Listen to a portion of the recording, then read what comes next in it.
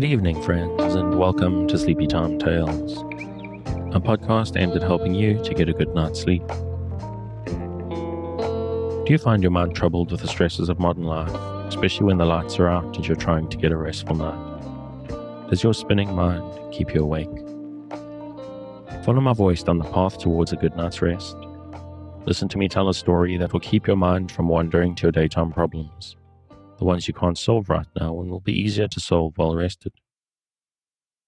Listen to my voice and allow yourself to drift, following the twists and turns of the story, but slowly letting go and drifting into sleep. Let my voice wash over you at a comfortable volume and allow yourself to be distracted from the stresses and worries that play on your mind. Whether you need help falling asleep or going back to sleep in the middle of the night, you can trust me to keep you company and help you to wake up tomorrow in a rested state. You may need to try out Sleepy Time Tales for a few nights to get used to the slightly strange idea, but I believe it will be well worth your while. I'm here to work with you, to create a safe space, a cocoon in which you can curl up and allow nature to take its course. So settle down, relax, and allow yourself to get lost in my telling of tonight's story. Before we get to tonight's reading, I'd like to ask for a few minutes of your time. Sleepy Time Tales is a listener-supported podcast. I can only keep it going, paying for the services and tools I use, and justify the time that I use on it thanks to the generosity of listeners like you. So if you're finding Sleepy Time Tales useful, if it helps you to get a restful night and you would like to help keep it going out to thousands of your fellow insomniacs, please consider supporting it on the Patreon at patreon.com/sleepytimetales. This is monthly support that not only helps me keep the lights on, but can also get you fun bonuses based on your contribution level. So go along there, take a look, and sign up if you're interested. And if monthly seems a big ask, you can make once-off tips to the tip jar on the website. And if you'd like to support the show, but without having to do so financially, you can just tell people about it. If you know someone who is struggling to get some sleep, tell them where to find Sleepy Time Tales, and maybe you and I can help them together. That's enough of that. Let's get on with Birds in Their Nests, which is a really charming little read, but I have to warn you, it starts with a slightly sad story. Anyway, enjoy. We return this week to Birds in Their Nests by Mary Howitt. He says 2 of these birds were given to Mr. Carlyle and placed in his garden, where one soon died. The other continued to pick up such food as the place afforded, till once it deprived of it its usual supply. Necessity then compelled it to come nearer the house, by which it gradually became accustomed to what went forward, as well as to the various members of the family.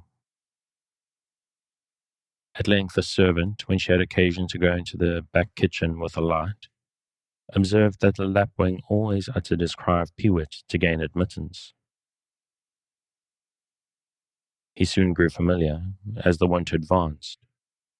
He approached as far as the kitchen, but with much caution, as that part of the house was generally inhabited by a dog and a cat, whose friendship the lapwing at length gained so entirely that it was his regular custom to resort to the fireside as soon as it grew dark, and spend the evening at night with his 2 associates, sitting close to them and partaking of the comforts of a warm fireside.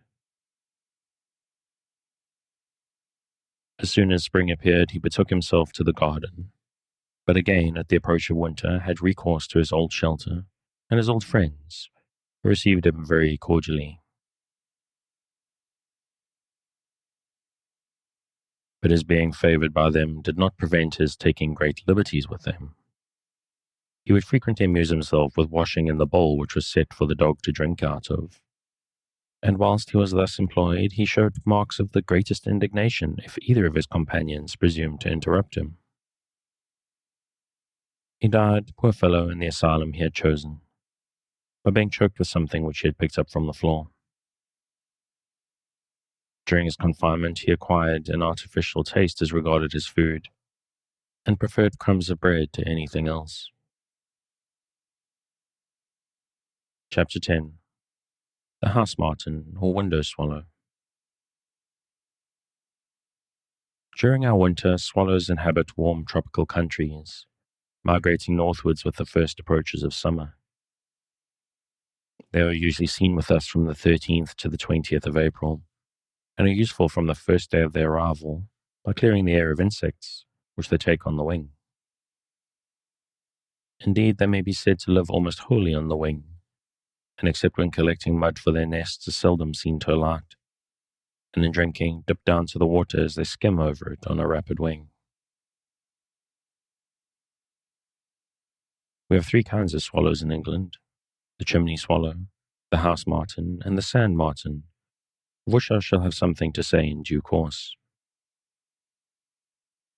The chimney swallow and house martin are especially worthy of the affectionate regard of man, for they love his society, build around his dwelling, destroy nothing that he values, have no appetite for his fruits. They live harmoniously amongst themselves and have no other disposition than that of cheerfulness, unwearying industry, and perseverance, and the most devoted parental affection. Mr. Weir has given us a lively picture of swallow life. 4 nests grouped together on a house side. More there probably are, but there are as many as we can manage with. Indeed, we will presently confine our attention to one single nest, and by so doing I flatter myself that I shall win your admiration for these birds, and that you will agree with me in thinking that if we all, men and women, boys and girls, had only their persevering spirit and their courage under adversity, there would not be so much unsuccess, either at school or in life, as is now too often the case. The nests on Trachea House.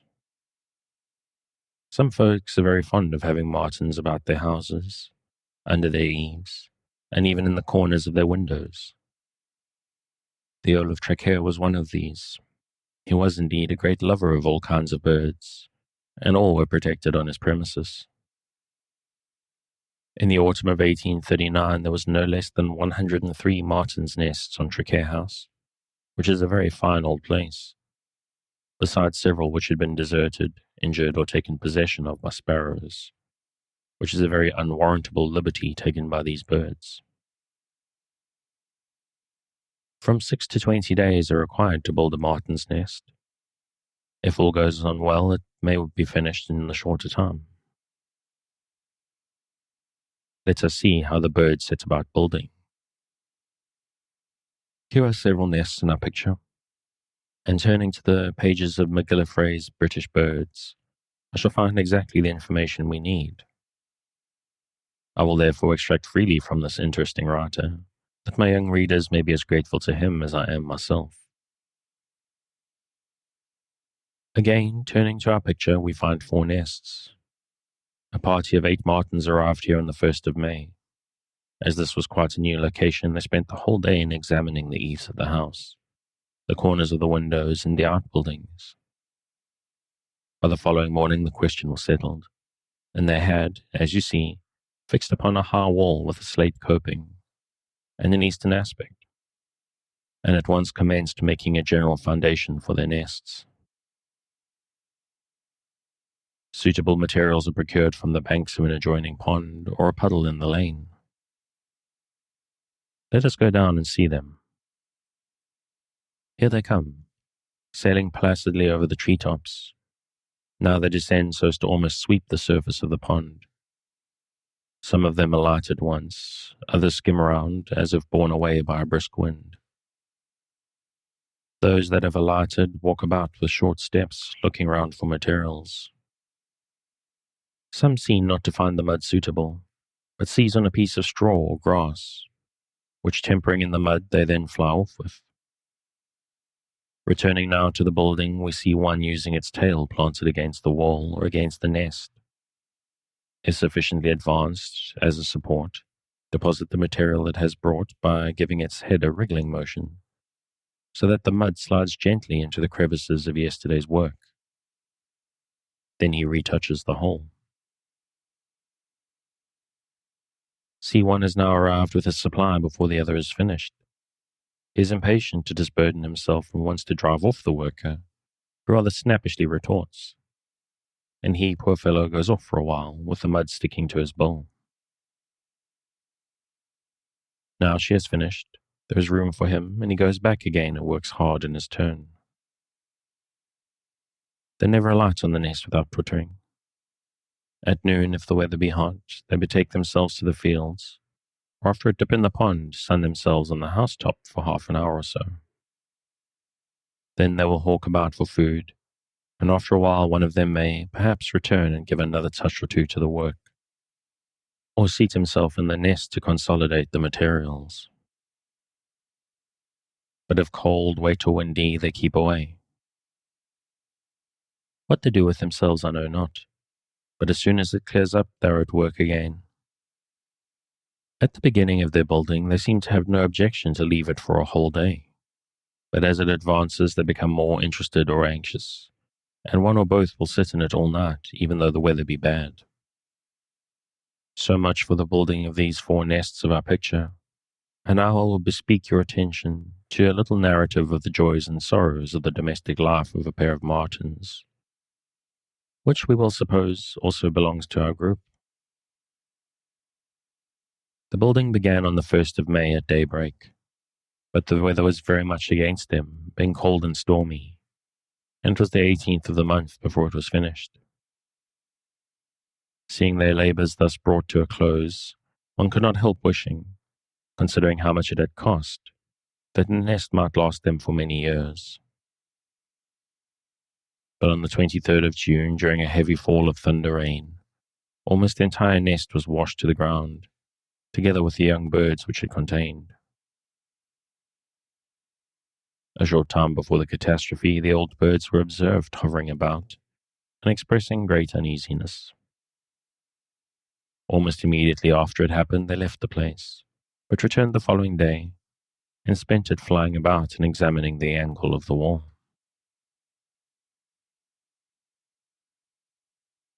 Next morning they commenced repairing the nest. In 3 days they made great progress, but again rain fell, and their work was stayed. On the 30th they advanced rapidly, and both remained sitting on the nest all night. The next day it was finished, and now they began to rejoice. They twittered all the evening till it was dark, now and then preening each other's heads, as seated side by side they prepared to spend the dark hours in the nest. Eggs were soon laid again, but, sad to say, on the morning of the 18th of July again, during a great storm of wind and rain, the uphill wall fell, carrying with it one of the eggs. The old birds again fluttered about, uttering the most plaintive cries, and early the next morning began to repair the damage, though it rained heavily all day. Part of the lining hanging over the side was incorporated with the new layers of mud. The urgency of the case was such that they were obliged to work during the bad weather. Throughout the day, one bird sat on the nest, while the other labored assiduously. Kindly was he welcomed by his mate, who sometimes, during his absence, nibbled and retouched the materials which he had just deposited. In a few days it was finished, the weather became settled, the young were hatched, and all went well with them. Sometimes when the nests were destroyed, the birds, instead of attempting to repair the damage, forsake the neighborhood, as if wholly disheartened. Nothing can be more distressing to them than to lose their young. In the storm of which I have just spoken, another martin's nest was washed down with unfledged young in it. They were placed on some cotton wool in a basket, covered with a sheet of brown paper, in an open window facing the wall. During that day and the following, the parents took no notice of them, and their kind human protector fed them with houseflies. That evening he tried an experiment. He gently placed the young ones in a nest of that same window, where were other young. It was then about 8 o'clock in the evening. The rain was falling heavily, and no sound was heard save the cheep cheep of the young birds, and the dashing of the storm against the window glass. A minute elapsed when forth rushed the parents, shrieking their alarm notes, and again wheeled up to the nest, till at last they drifted away in the storm. He watched them till they disappeared about 9:30. During all this time, they only twice summoned courage to look into the nest. Next morning, I was rejoiced to see them attending assiduously to the young ones.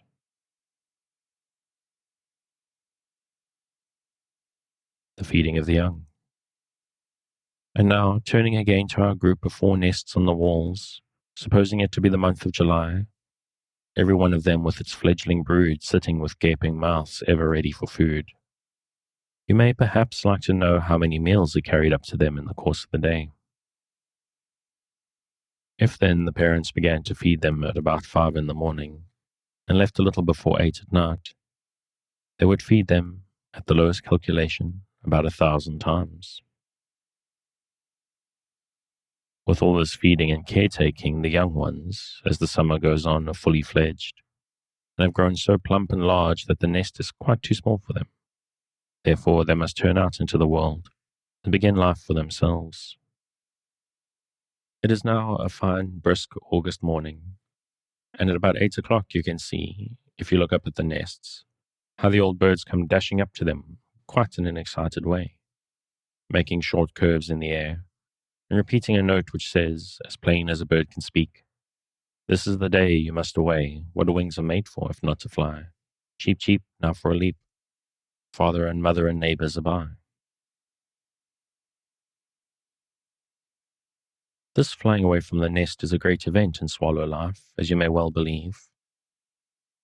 Let us therefore now direct our attention to one nest in particular, in which are only 2 young ones. A very small family, but what happens here is occurring all around us. One of these little ones balances itself at the entrance, looking timidly into the void, and having considered the risk for a while, allows its fellow to take its place.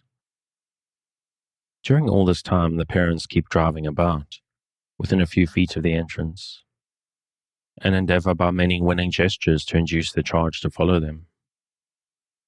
The second bird also, after sitting for some time, as if distrustful of its powers, retires, and the first again appears. Opening and shutting its wings, and often half inclined again to retire, he, at length, summons up all his resolution, springs from the nest, and with his self-taught pinions cleaves the air. He and his parents are in ecstasies return to the nest, and the second young one presently musters courage and joins them. And now begins a day of real enjoyment. They sport chiefly about the treetops till 7 in the evening, when all re-enter the nest. In several instances I have seen the neighbors add their inducements to those of the parents, when the young were too timid to leave their home. If the happy day proved fine, they seldom return till the nest till sunset. If otherwise, they will come back 2 or 3 times. On one occasion, when the young were ready to fly, but unwilling to take the first leap, the parents had recourse to a little stratagem, both ingenious and natural. The he-bird held out to fly at about 4 inches from the entrance to the nest. In attempting to take hold of it, they again and again nearly lost their balance. On another occasion, the mother bird, trying this plan to no purpose, seemed to lose patience, and seizing one of them by the lower mandible with the claw of her right foot, whilst it was gaping for food, tried to pull it out of the nest, to which, however, it clung like a squirrel. But the young, every one of them, fly in time, and a right joyous holiday they all have together. The autumn migration. So the summer comes to an end, and towards the middle of September, the great family cares being over, and the young having attained to an age capable of understanding the fatigues of migration, that mysterious impulse, strong as life itself, and probably affecting them like some sickness, the necessity to exchange one country and climate for another comes upon them. Under this influence they congregate together in immense numbers, every neighborhood seeming to have its place of assembly, the roofs of lofty buildings or the leafless boughs of old trees. Here they meet, not only to discuss the great undertaking, but to have a right merry time together. A time of luxurious idleness, lively chattering, singing in chorus the everlasting and musical cheep cheep, eating and drinking and making ready for the journey before them. At length the moment of departure has come, and at a given signal the whole party rises. Twittering and singing and bidding a long farewell to the scenes of their summer life, they fly off in a body, perhaps if coming from Scotland or the north of England, to rest yet in a few weeks in the warmer southern counties, after which a general departure takes place to the sunny lands of Africa. Though gifted with wings wonderfully constructed for prolonged flight, and though having passed every day of so many successive months almost wholly on the wing, the swallow frequently suffers great fatigue and exhaustion in its long migration. Sometimes, probably driven out of its course by adverse winds, it is known to alight by hundreds on the rigging of vessels when worn out by hunger and fatigue. It is too often shot or cruelly treated. Nevertheless, the swallow, protected by him who cares for the sparrow, generally braves the hardships of migration. And the following spring, guided by the same mysterious instinct, finds his way across continents and seas to his old home, where, identified by some little mark which has been put upon him, a silken thread as a garter or a light silver ring, he is recognized as the old familiar friend, and appears to be no less happy to be once more with them than they are to welcome him. Sometimes swallows coming back as ordinary strangers prove their identity, even though the scene of their last year's home may have been pulled down, together with the human habitation. In this case, he has been known to fly about in a distracted way, lamenting the change that has taken place, and seeming as if nothing would comfort him. Though the fact of swallows coming back to their old haunts does not need proving, yet I will close my chapter with an incident which occurred in our own family.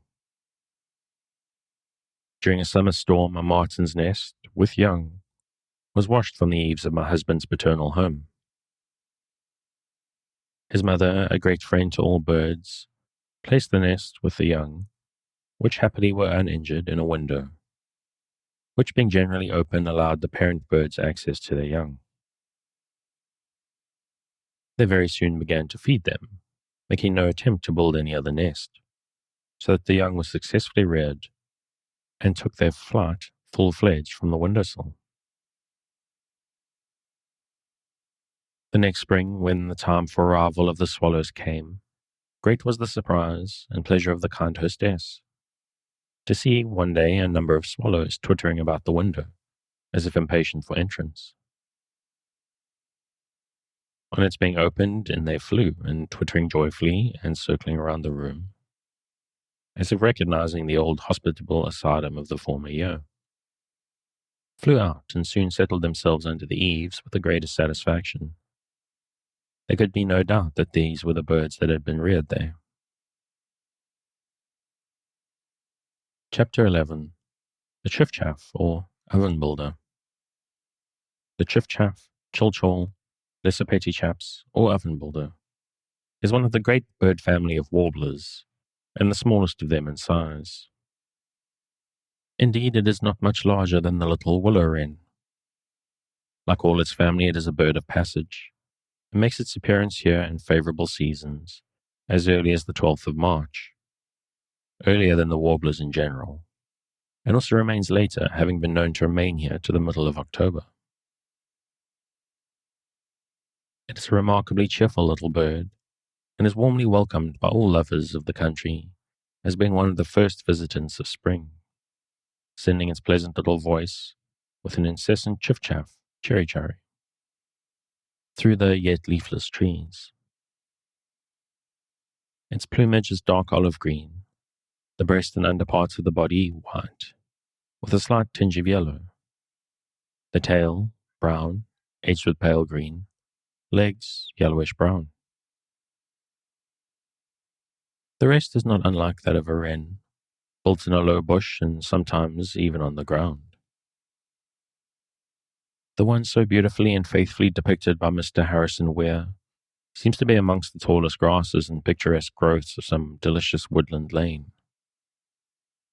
It is a lovely little structure, a hollow ball wonderfully put together of dry leaves and stems of grass, and a circular hole for entrance at the side, lined with soft feathers, a little downy bed of comfort. The mother bird, as we now see her, sits here in delicious ease on 5 or 6 white eggs, beautifully spotted with rich red-brown. This dainty little bird, which seems made alone for pleasure, is very useful to man, and should be made kindly welcome everywhere. Living entirely on caterpillars and other troublesome and destructive creatures. The Reverend J.G. Wood says that it saves many a good oak from destruction by devouring, on its first arrival, the caterpillars of the well-known green oak moth, which roll up in the leaves in so curious a manner, and come tumbling out of their green houses at the slightest alarm. He says also that a little chiff-chaff, which had been caught and tamed, was accustomed to dash to the ceiling of the room in which it was kept, and to snatch thence the flies which settled on the white surface. My husband, writing of this bird, says, Gilbert White gave, I believe, the name of chiff-chaff to this little bird from its note. In the Midland counties it is called the chilchol from the same cause, and indeed this name is, to my ear, more accordant with its continuous ditty. Its cheery little voice is one of the pleasantest recognitions of returning spring. It is sure to be heard, just as in former years, in the copse, the dell, the belt of trees bordering a wayside. We catch its simple note with pleasure, for it brings with it many a memory of happy scenes and days gone by. We see the little creatures hopping along the boughs of the yet only budding oak, and know that it is as usefully employed for man as agreeably for itself. It tells us, in effect, that sunny days, flowers and sweet airs, and the music of 1,000 other birds are coming. Revert to the time when, tracing the woodside or the bosky dingle in boyhood, we caught sight of its rounded nest amongst the screening twigs of the low bush, and the bleached bents of last year's grapes. We remember the pleasure with which we examined its little circular entrance, and discovered in its downy interior its store of delicate eggs, or the living mass of feathery inmates, with their heads ranged side by side, and one behind another, with their twinkling eyes and yellow-edged mouths. Many a time as we have heard the ever-blithe note of chilchol, as it stuck to its unambitious part of the obscure woodland glade, we have wished that we could maintain the same buoyant humour, the same thorough acceptance of the order of Providence for us. As Luther, in a moment of despondency, when enemies were rife around him, and calumny and wrong pursued him, heard the glad song of a bird that came and sang on a bough before his window sill, we have thanked God for the lesson of the never-drooping chilchol. The great world around never damps his joy with a sense of its own insignificance. The active and often showy life of man, the active and varied existence of even birds, which sweep through the air in gay companies, never disturb its pleasure in its little accustomed nook. It seems to express in its 2 or 3 simple notes all the sentiment of indestructible content, like the old woman's bird in the German story by Ludwig Tieck. Alone in the woods so gay, 'tis good to stay, or alike today, forever and aye. Oh, I do love to stay alone in the woods so gay. This little bird appears to feel all that strength of heart, and to pull into its little ditty, which it seems to me to say, here I continue, cherry, cherry, and still shell, and still shell. Chapter 12. The Golden-Crested Wren. Here we have the golden-crested wren, the Regulus cristatus of naturalists, the tiniest of our British birds, the pleasing fairy bird as Bewick calls it. One of the larger family of warblers and a near relation to jenny wren, it is a very charming little bird, with a sweet melodious song of its own, in so many curious little ways that it is well worth everybody's notice and everyone's love. It is very active and lively, always in motion, fluttering from branch to branch and running up and down the trunks and limbs of trees, in search of the insects on which it lives. It may as often be seen on the under as the upper side of a branch, with its back downwards like a fly on a ceiling, and so running along all alert, as merry and busy as possible. In size it is about 3 inches, as with all its feathers on, but its little body alone is not above an inch long. Yet in this little body and in this little brain lives an amazing amount of character, as I shall show you, as well as a great deal of amusing conceit and pertness, which you would hardly believe unless you were told. The colour of the bird is a sort of yellowish olive green, the under part of pale reddish white, tinged with green on the sides, the quill feathers on the wing are dusky, edged with pale green, as are also the tail feathers. Thus attired by nature, that is by the great Creator who cares for all his creatures, this little bird, creeping and fluttering about the branches and bole of the leafy summer tree, can scarcely be distinguished from the tree itself. Hence it is that the bird is so unfamiliar to most people. The he-bird, however, has a little distinguishing glory of his own. A crest of golden-coloured feathers, bordered on each side with black, like a sort of eyebrow to his bright hazel eyes. This crest, which gives him his distinguished name, can be erected at pleasure, when he is full of life and enjoyment, or when he chooses to lord it over birds 10 times as big as himself. It is worth anybody's while who has a love for the innocent denizens of nature, and no desire to do them harm, to go into a wood on a summer's day on purpose to watch the doings of this lively little bird amongst the tree branches. Fir woods are the best for this purpose, as this bird has an especial liking for these trees. And 10 to 1, if you will only be patient and quite still, you may soon see him at work busily looking after his dinner, running along the branches, up one and down another, then like a little arrow off to the next tree, scudding along its branches and back again, up and down, round and round the bole, going like a little fire. So rapid are his movements, now running up aloft, now hanging head downward, now off again in another direction. What a wonderful activity there is in that little body. He must devour hundreds of insects, as well as their eggs, which he thus seeks for under the scaly roughness of the bark, and finding, devours. Pretty as he is, his nest, of which Mr. Harrison Weir has given a most accurate drawing, is quite worthy of him. It is always the same, swung like a little hammock from a branch, and always hidden. It may be by leaves or a bunch of fir cones. The cordage by which it is suspended is of his own weaving, and is made of the same materials as the nest, which are moss and slender thread-like roots. In form it is an oval, as you see, with a hole for entrance at the side, and is lined with the softest down and fibrous roots. It is a lovely little structure, like a soft ball of moss, within which the mother bird lays from 6 to a dozen tiny eggs, scarcely bigger than peas, the delicate shell of which will hardly bear handling. The color of the egg is white, sprinkled over with the smallest of dull-colored spots.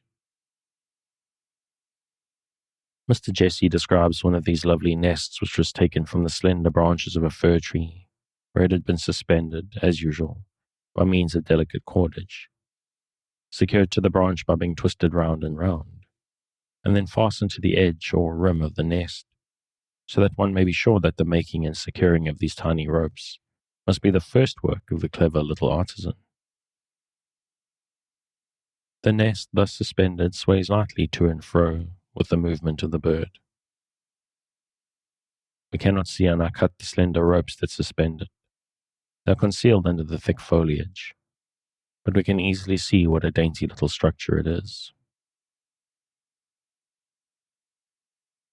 Delicate and lovely as is this bird, and pleasing and harmless as is his life, he yet possesses some curious traits of character, as I said.